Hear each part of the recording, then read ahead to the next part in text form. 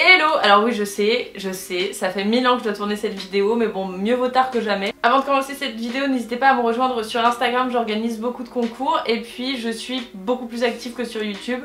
Au quotidien, je poste des stories, des photos, etc. Donc ça me ferait trop plaisir que vous rejoigniez la communauté. Et aujourd'hui sur YouTube, on va parler de stress. Comment combattre le stress, comment en venir à bout, parce que c'est vrai que ça peut nous ronger au quotidien et on peut complètement perdre confiance en nous, ne pas réussir nos objectifs à cause de ce stress. Vous pouvez être une personne plutôt stressée de nature à cause de l'éducation ou des expériences que vous avez vécues ou que vous êtes en train de vivre. Dans tous les cas, avec les bons moyens, tout le monde peut parvenir à gérer, voire à vaincre son stress. Donc ne prenez pas ça comme une fatalité. Même si vous êtes stressé, vous pouvez parvenir à un apaisement intérieur qui sera très bénéfique pour vous et c'est en ça que j'aimerais vous aider aujourd'hui. On va séparer cette vidéo en 3 parties comme d'hab. Dans la première partie, je vais vous apprendre à identifier le stress puisque c'est super important, bien plus que ce qu'on le pense. Dans la deuxième partie, les causes du stress et dans la troisième partie, comment y remédier. On commence par l'identification du stress et les différentes phases du stress. La première phase du stress, c'est bien sûr l'élément déclencheur, c'est la phase de choc qui envoie à votre cerveau le stimulus « ceci est stressant ». Physiquement, vos pupilles se dilatent, vos muscles deviennent tout flagada et votre taux de sucre dans le sang s'effondre totalement. Votre corps va se défendre en libérant de l'adrénaline et c'est à ce moment-là que vous sentez que votre rythme cardiaque s'accélère parce que ça va essayer d'oxygéner les muscles. La deuxième phase, c'est la phase de résistance au stress. Si le stimulus stressant persiste, votre corps va avoir recours à d'autres hormones pour essayer de réguler et d'équilibrer votre organisme. Il va donc sécréter notamment de l'endorphine, donc c'est ce que vous produisez après le sport et qui vous donne cette sensation de bien-être. Il va aussi sécréter du cortisol, c'est l'hormone qui est responsable de l'acné, donc il y a un réel lien entre l'acné et le stress. Si ça persiste encore, vous pouvez arriver à la troisième phase qui est la phase d'épuisement. C'est-à-dire que si le stimulus continue encore et que votre corps n'a plus assez de ressources pour essayer de rétablir l'équilibre, il va complètement entrer dans une phase d'épuisement. Et vous allez alors ressentir de la fatigue, de la peine, de la colère, voire de la dépression. Donc c'est super important de connaître ce mécanisme et de reconnaître le stress dès sa première phase pour éviter à votre corps tout ce mécanisme qui au final va complètement vous épuiser et physiquement et moralement. On passe à la deuxième partie de cette vidéo qui concerne les causes du stress. Et cette partie est très importante également parce que vous ne pourrez pas soigner votre stress si vous n'en connaissez pas la cause profonde. Vous pouvez être stressé par des petites choses, mais il faut vraiment savoir identifier la cause profonde de votre stress. C'est curieux parce que à chaque fois que je discute avec une personne qui est assez stressée, mais genre tous les jours, tu te rends compte au final, quand tu lui demandes qu'est-ce que t'as fait pour essayer d'aller mieux, elle te dit bah franchement j'ai tout essayé, mais au final elle a rien essayé parce qu'elle est persuadée que son stress est inné et qu'elle ne peut rien y faire et que limite c'est un trait de sa personnalité d'être stressée. Donc la première cause du stress, ça pourrait être d'être persuadé qu'on peut pas s'en défaire. Bon, on réagit tous de manière très différente à des situations tout aussi différentes, mais il y a des situations plus stressantes que les autres qui reviennent. Comme lorsque vous êtes malade, lorsque vous êtes fatigué, lorsque vous avez trop de pression au travail, que vous êtes trop ou pas assez actif, que vous faites des cauchemars, que vous avez un manque d'organisation qui mène à la procrastination, ou aussi à cause de peurs comme la peur de l'échec, la peur de pas être à la hauteur, la peur de pas avoir le temps, à part bien sûr des situations très délicates comme des handicaps ou des choses comme ça. Mais sinon, si on s'en donne les moyens, on peut vraiment parvenir à vaincre ses peurs et à éliminer complètement toutes ces situations stressantes qui sont au final ridicules quand on les analyse. Vous êtes stressé de partir en vacances. Pareil, vous analysez pourquoi. Pourquoi je suis stressée de partir en vacances? Pourquoi je suis stressée à cause de ce départ? Peut-être parce que j'ai peur d'oublier quelque chose. Oui, mais pourquoi j'ai peur d'oublier quelque chose? Parce que je suis pas bien organisée. Et pourquoi je suis pas bien organisée? Parce que j'aurais dû faire une to-do list et cocher les choses que j'ai besoin d'emmener en vacances et ainsi j'aurais pas été stressée de ce départ en vacances. Vous voyez, il faut vraiment toujours faire ce cheminement intérieur et aller plus loin que la petite cause que vous pensez être le stress alors qu'au final il y a un beaucoup plus grand stress au-dessus. Et maintenant qu'on a réussi à identifier tout ça, on va passer à la partie que vous attendez tous, la troisième partie, comment évacuer le stress, comment réussir à le convaincre et à être beaucoup plus sereine. Déjà il faut que vous connaissiez un minimum et que vous appreniez ce qui vous permet d'être plus sereine, plus déstressée. Le premier réflexe qu'on a lorsqu'on est stressé, c'est de se replier complètement sur soi-même et de ne plus parler, alors qu'on devrait faire complètement l'inverse. On devrait s'ouvrir et parler de notre stress.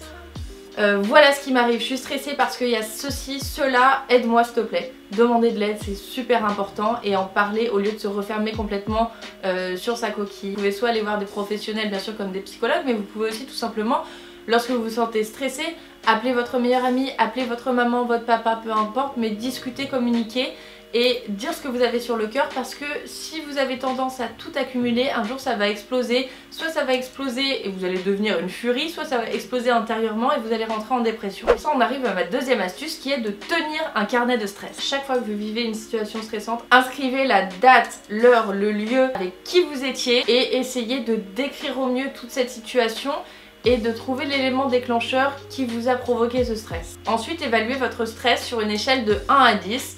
1 étant une situation pas du tout stressante et 10 une situation ultra stressante. Et évaluez également votre réaction au stress de 1 à 10. 1, j'ai pas du tout su gérer mon stress. 10, je m'en suis super bien sortie. Et notez également ce qui vous a permis de justement surpasser ce stress et vous sentir beaucoup mieux, et d'essayer de ne pas arriver à la phase 3 qui est la phase d'épuisement, parce que c'est la pire pour votre corps. Et par exemple au bout d'une semaine ou d'un mois, essayez de vous poser lorsque vous êtes apaisé, vous n'êtes pas stressé, et de relire toutes les situations afin de trouver des causes communes, que ce soit un lieu, que ce soit un moment de la journée, une personne avec qui vous êtes, une situation que vous êtes en train de vivre.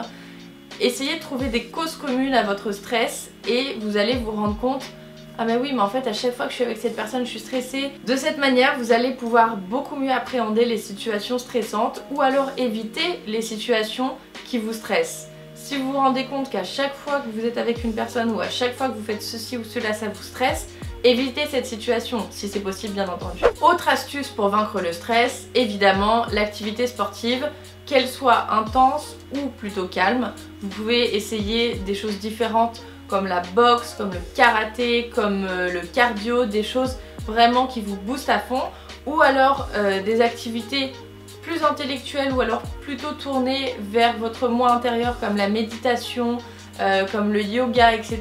qui vraiment vont vous permettre de retrouver votre point d'équilibre.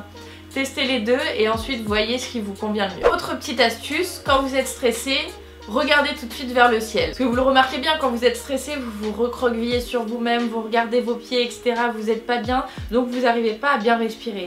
Si vous ouvrez vos épaules, que vous regardez en l'air, la tête haute, vous allez respirer et c'est trop important. La respiration, c'est la clé pour être zen. Donc apprenez à respirer convenablement. 5 secondes d'inspiration, 5 secondes d'expiration, vous répétez ça pendant 5 minutes, vous êtes apaisé. Autre conseil, se préparer à un sommeil serein, parce que une mauvaise qualité de sommeil, ce sera toujours cause de stress. Si on dort mal, on est stressé, on n'est pas bien. Encore plus que les heures de sommeil, la qualité de sommeil, c'est super important. Et je sais que parfois c'est le stress qui vous réveille, donc altère complètement votre qualité de sommeil. Et pour éviter d'être stressé dans la nuit, ce que je vous conseille, c'est d'essayer la méditation. Faut pas avoir d'a priori, faut pas se dire oh là là c'est que pour certains types de personnes. Essayez cette activité et voyez ce que ça change sur votre qualité de sommeil. Il y a d'autres méthodes, comme par exemple vous pouvez aussi diffuser des huiles essentielles ou des brumisateurs d'oreiller avec par exemple de la lavande qui a des vertus super apaisantes, ou alors de prendre des fleurs du bac parce que ça fonctionne extrêmement bien également. Dans les huiles essentielles, celle qui fonctionne vraiment très bien encore une fois c'est la lavande. Il y a aussi l'encens au Liban, le patchouli, mais vous savez très bien que je jure que par les huiles essentielles, que ce soit pour soigner ma peau ou pour me sentir mieux intérieurement dans ma tête, dans mon corps, etc. Les huiles essentielles, c'est vraiment des petits bijoux de la nature, c'est des petits miracles. Donc essayez de vous pencher là-dessus parce que ça a de grandes vertus. Le conseil suivant, c'est de se faire une playlist anti-stress. Vous allez rassembler dans une playlist toutes les musiques qui vous font vous sentir bien, confiante, apaisée, sereine. Et dès que vous sentez que vous avez un moment de stress, bon, vous respirez parce que c'est le premier réflexe à avoir. Ce que vous pouvez faire, c'est direct vous mettez vos écouteurs et vous écoutez une musique qui vous fait vous sentir bien. Ensuite, il y a 4 substances qui vous stressent plus que les autres: l'alcool, la nicotine, la caféine et le sucre. Si vous êtes une personne qui a tendance à être stressée, je vous conseille vivement de limiter tout ça, parce que vous allez vous sentir beaucoup mieux. Pourquoi? Parce que ce sont des stimulants qui vont augmenter votre rythme cardiaque au lieu de l'apaiser. Donc vous allez être encore plus stressé et vous n'allez pas réussir à gérer votre stress étant donné que ça fait tout ce système là d'augmentation de rythme cardiaque. Et le sucre aussi parce qu'il va vous causer des chutes d'énergie, ce qui va vous rendre plus fatigué, irritable, donc un terrain plus propice au stress. Mangez suffisamment pour avoir l'énergie nécessaire de combattre toutes ces situations, mais mangez sainement pour éviter de chambouler toutes vos hormones. Et aussi buvez beaucoup d'eau. 1,5 litre, 2 litres d'eau par jour. Autre petit conseil, prenez le temps pour vos hobbies, pour ce qui vous fait plaisir. Ça peut être aller faire du shopping, lire un livre, aller au cinéma, vous balader, prendre un verre avec des amis. Bref, des situations dans lesquelles vous vous sentez sereine pour appréhender au mieux le travail et pas être stressée en permanence. On n'est pas des machines, il faut vraiment des situations qui nous apaisent, dans lesquelles on est bien. Autre conseil, apprenez à déléguer, à organiser votre temps, à ne pas surcharger votre to-do list. Car on reste humain et on ne peut pas réussir à tout faire tout seul.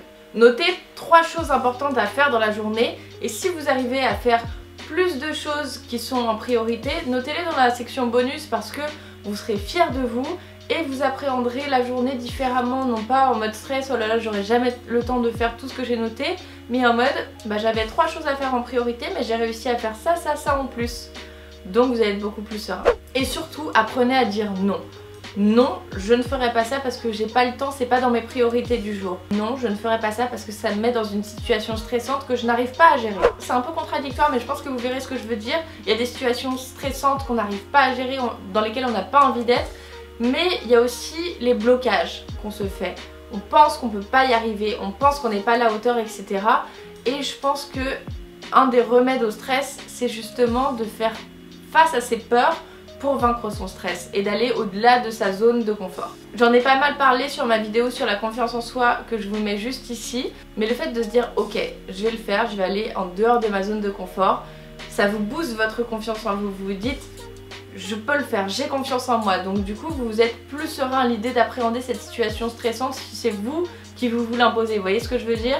Vous pouvez également la faire avec une autre personne qui va vous encourager. Mais voilà, essayez de ne pas rester sur vos peurs, vos angoisses et chaque jour de faire un petit pas supplémentaire pour vaincre une petite peur. J'espère que cette vidéo vous aura permis de vous sentir un petit peu mieux ou vous aura donné les clés pour vaincre votre stress.